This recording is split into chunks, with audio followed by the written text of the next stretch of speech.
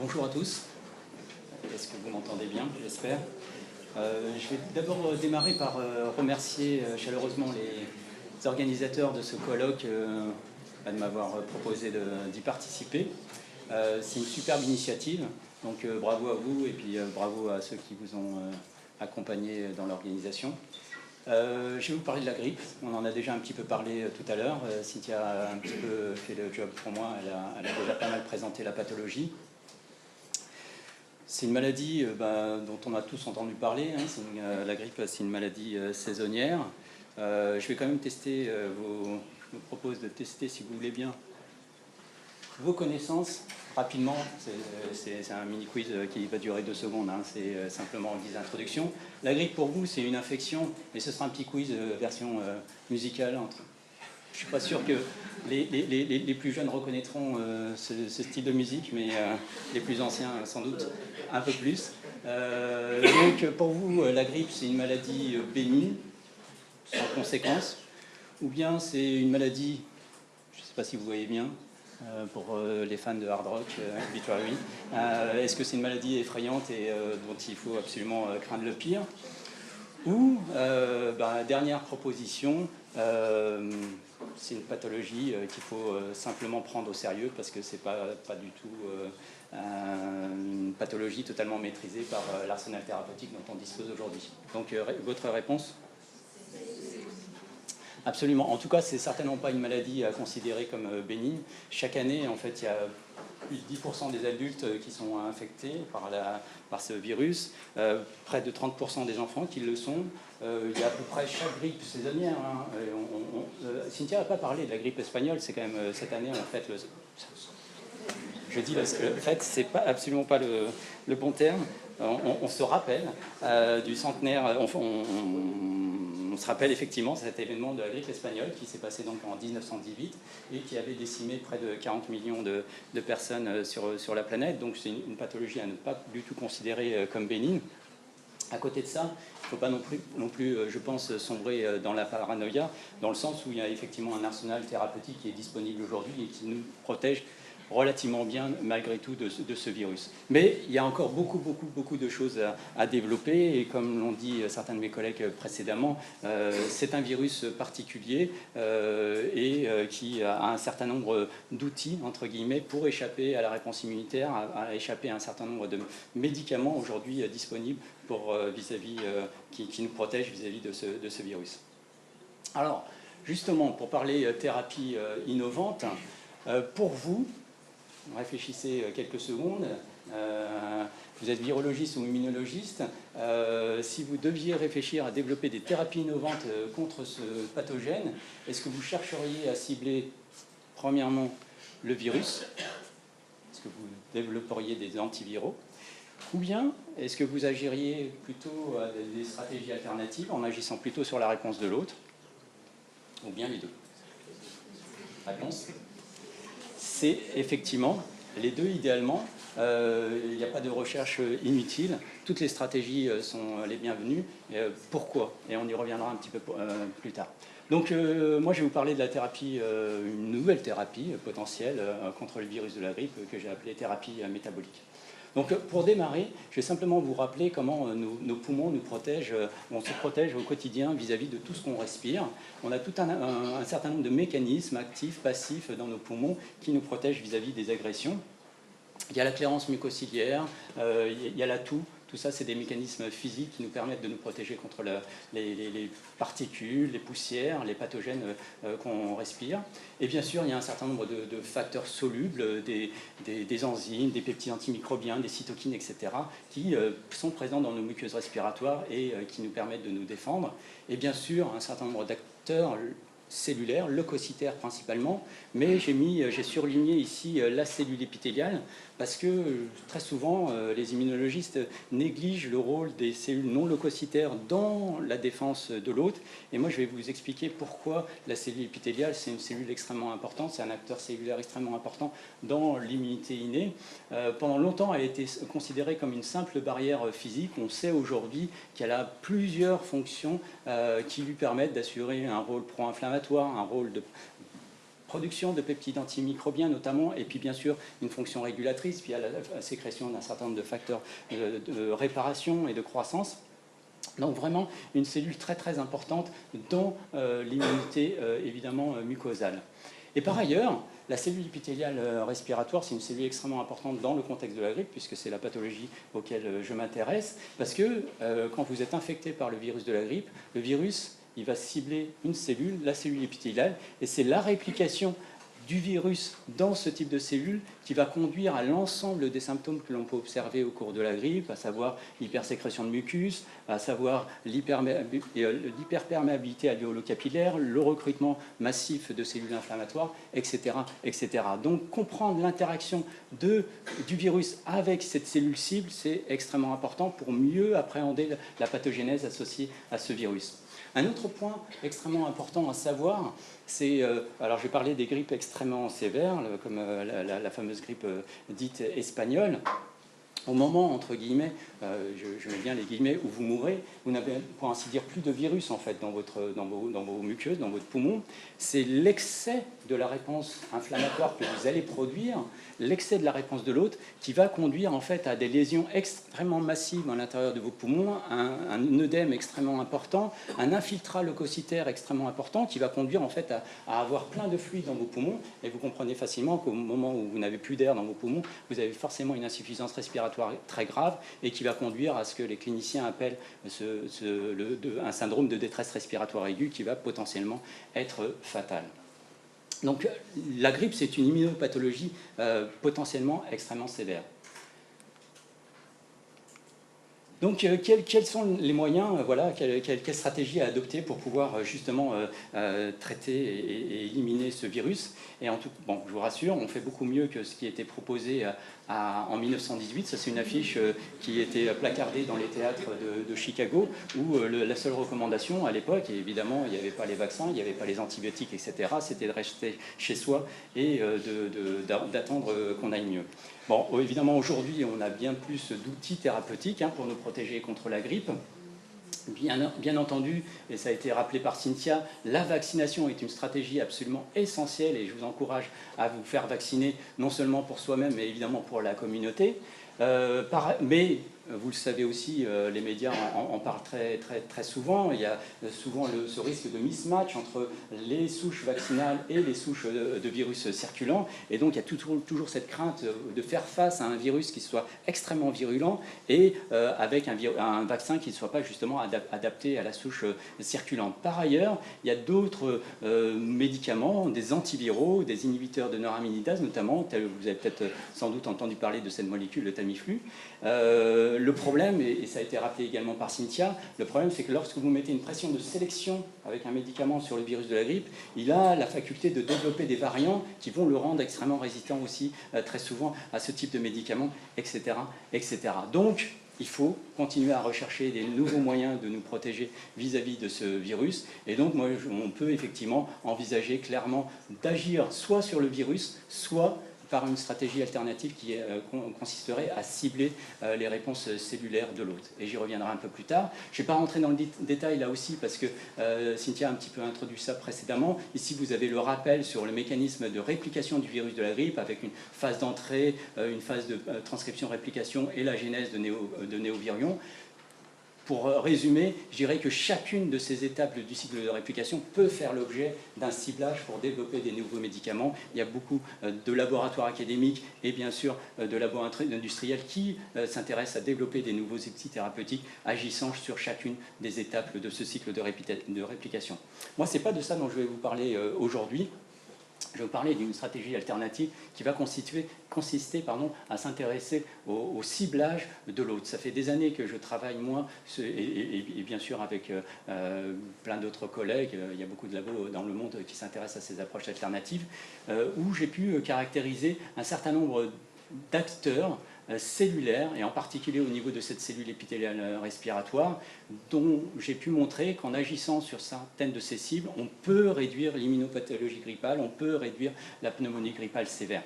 Je ne vais pas rentrer je vais pas vous rappeler tout ça, je vais juste vous présenter des résultats non publiés pour le moment, et qui concerne ce nouvel axe du contrôle de la réponse métabolique sur l'infection grippale. Alors pourquoi je vous parle de ça? En fait, c'est presque assez évident. Vous savez tous que la réponse métabolique, c'est-à-dire notre machinerie énergétique, notre capacité à produire de l'ATP et qui participe à la biosynthèse macromoléculaire, on sait tous en fait que ces événements, ces cascades sont extrêmement interconnectés à notre capacité à nous défendre.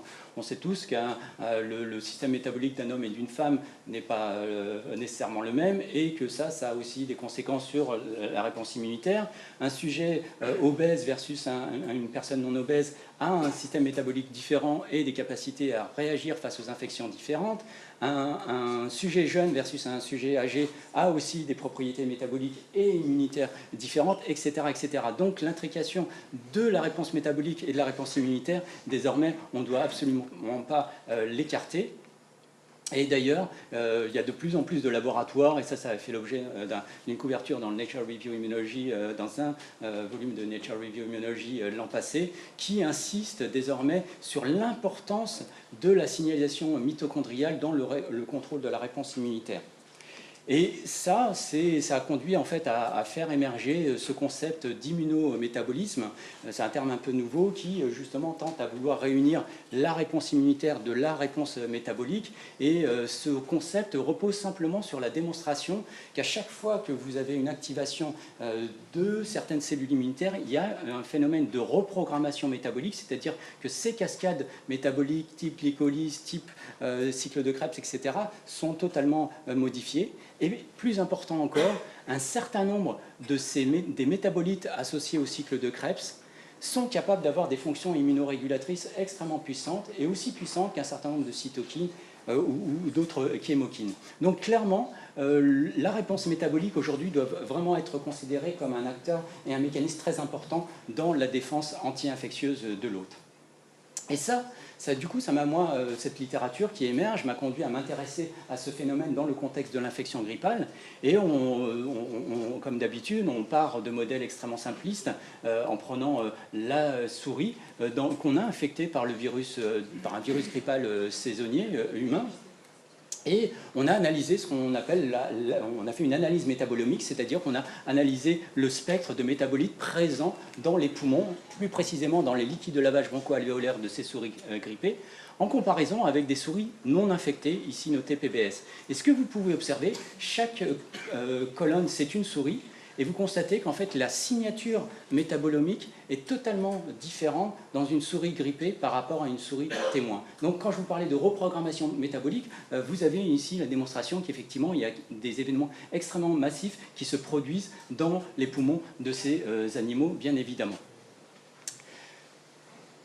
Je ne vais évidemment pas rentrer dans le détail de tous ces métabolites, je vais juste vous parler de celui-ci que j'ai appelé ici MDA. Ne cherchez pas à savoir pour des raisons de brevet, je ne peux pas donner le nom pour le moment, mais c'est le métabolite auquel on s'est plus particulièrement intéressé dans le cadre de ce travail. Et la question qu'on s'est posée, elle est extrêmement simple. Ce MDA s'accumule dans les poumons de souris grippées, et on l'a confirmé également dans des dans des aspirations trachéales de patients grippés. On s'est posé la question, qu'est-ce qu'il fait là? En gros, est-ce qu'il sert au virus, entre guillemets? Est-ce que le virus l'utilise, entre guillemets, comme un élément potentiellement favorable, un substrat énergétique pour favoriser sa réplication, ou au contraire, ça fait partie d'un métabolite supplémentaire capable de nous protéger et d'avoir une action antivirale. Et c'est ce qu'on a testé en faisant des expériences extrêmement simples, qu'on maîtrise bien au laboratoire. On a pris des cellules épithéliales respiratoires bronchiques humaines infectées par le virus de la grippe, en présence ou pas, tout simplement, de doses croissantes de ce métabolite, puisqu'on peut l'acheter extrêmement facilement.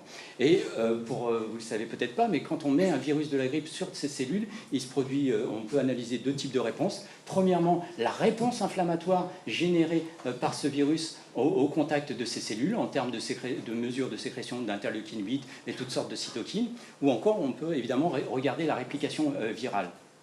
Alors, qu'en est-il de l'impact de ce MDA sur la sécrétion de ces cytokines? Le résultat, en fait, nous a vraiment surpris au départ. On ne s'attendait absolument pas à ce résultat. On a pu constater que ce MDA est capable d'inhiber extrêmement fortement la réponse cytokinique, que ce soit le RANTES, que ce soit IP10, que ce soit l'IL6, l'IL8, etc., tous les médiateurs immunitaires inflammatoires qu'on a pu mesurer ont été totalement inhibés par la présence de doses croissantes de ce MDA. Cette réponse, elle est extrêmement spécifique. Elle n'est pas liée à une activité cytotoxique. On a regardé évidemment l'impact de ce MDA sur la mort des cellules, ou bien est-ce que ce MDA agissait directement sur l'intégrité du virus de la grippe. Ce n'est absolument pas le cas. Je ne rentre pas dans tous les détails, j'en ai malheureusement pas le temps, mais évidemment, ça nous a vite conduit à nous intéresser à l'impact du MDA sur la réplication directement du virus de la grippe. Et là, pour mesurer la réplication du virus de la grippe, il y a différentes stratégies. On peut simplement faire de la microscopie électronique, en particulier dans le service qui est coordonné par Philippe Rouangard sur le plateau de Bretonneau. Ou bien utiliser des tests standards de virologie par plage de Lise. Je ne sais pas si certains d'entre vous sont familiers avec ce type de technique, ou par des approches de cytométrie. Je ne vais pas évidemment vous montrer tous les résultats, simplement cette image de microscopie électronique qu'on a pu prendre. Donc en absence de MDA, vous avez ici les cellules épithéliales respiratoires qui, après 20 heures d'infection avec le virus, conduit en fait à la libération de ces toutes petites particules, ces néovirions grippaux, qui sont normaux, c'est ce qui est attendu. Lorsque le virus se réplique dans cette cellule, il y a un moment ou un autre une externalisation de ces particules virales qui sont illustrées ici avec ces petites flèches oranges. Et ce qui était extrêmement intéressant, c'est qu'en présence de ce MDA, ça a été extrêmement difficile pour le technicien de la plateforme de microscopie de détecter justement des néoparticules virales, parce que ce MDA est capable de bloquer justement la production des particules grippales. Alors vous allez me dire, comment tout ça fonctionne? Comment ce MDA est-il capable de bloquer la réplication du virus de la grippe dans ces cellules cibles? Alors pour ça, on a initié un certain nombre d'analyses supplémentaires, en particulier une d'imagerie dynamique. Je ne vous montre pas le film ici, mais on a fait ça avec un laboratoire INRA de Jouy-en-Josas, celui de Christophe Chevalier.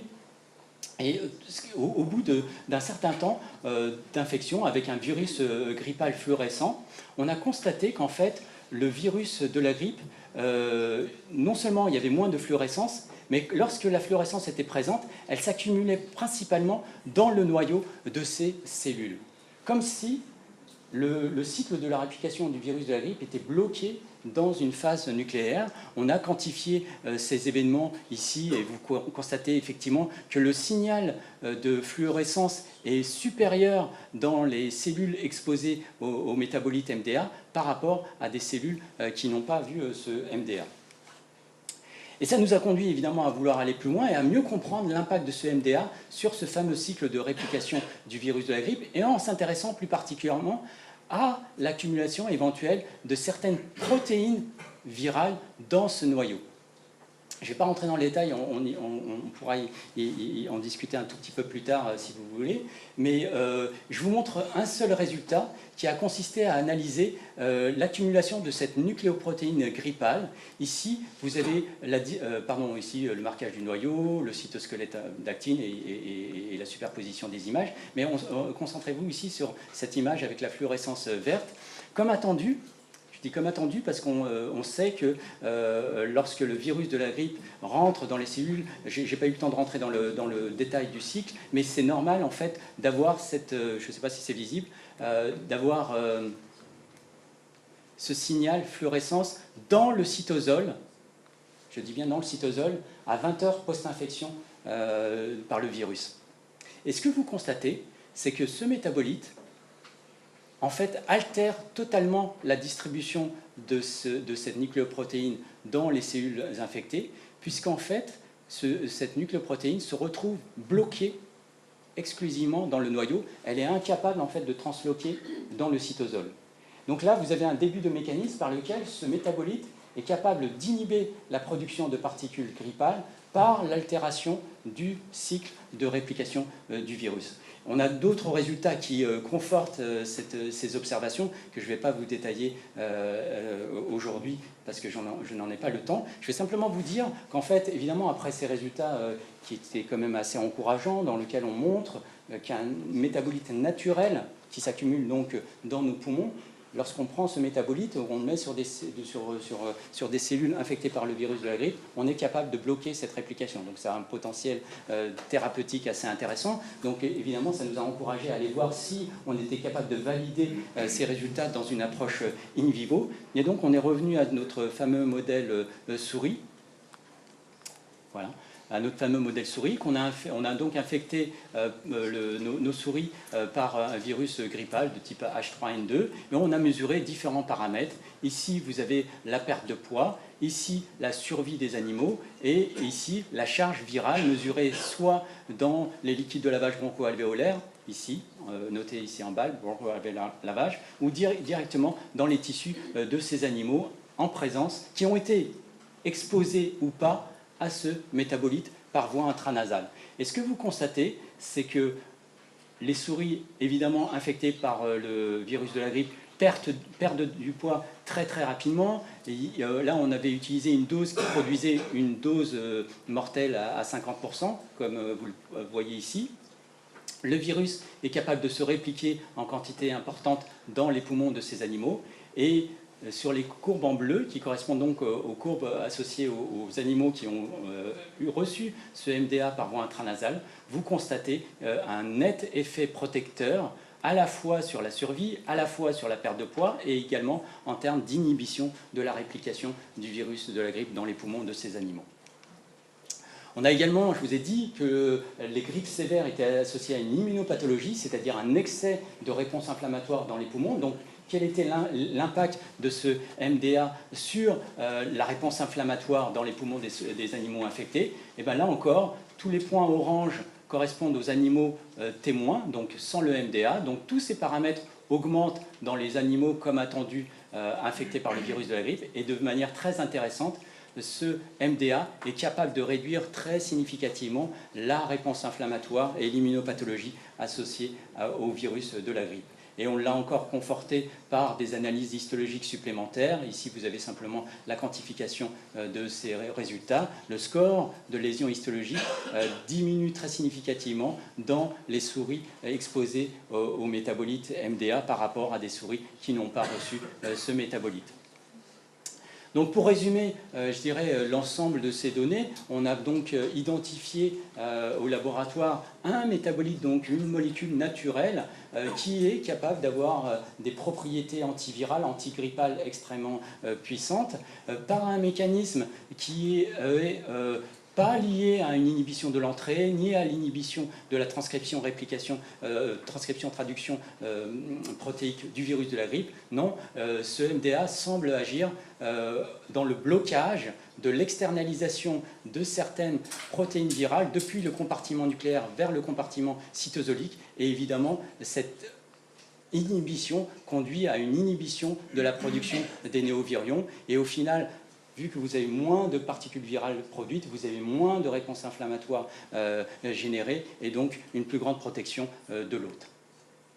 Et ça, pour terminer, ce sera mon avant-dernière diapositive, simplement donc pour insister sur le fait que nos données confortent ce concept d'immunométabolisme. Là, Edward Pierce et Erika Pierce, ce sont les pionniers, parmi les pionniers à avoir proposé ce concept, et j'aime bien ce titre d'un édito qu'ils ont signé l'an passé, dans lequel ils considèrent, eux, désormais, que tous les mécanismes immunitaires impliquent d'une manière ou d'une autre une régulation métabolique. Et ça, c'est extrêmement intéressant parce que ça peut justement faire l'objet de pistes supplémentaires pour développer des stratégies de régulation, d'immunomodulation et également des stratégies anti-infectieuses. Et c'est typiquement ce qu'on se propose, nous, dans le contexte de l'infection de la pneumonie grippale. Voilà, je vais m'arrêter là. Je vous remercie. Je vais simplement, évidemment, insister sur l'importance des personnes qui ont largement contribué à ces données. Déborah Diakité, qui est assistante ingénieure au sein de mon équipe, Adeline César, qui est doctorante, Thomas Baranek, maître de conférence, et Antoine Guillon, qui est MCUPH en réanimation. Je vous remercie de votre attention.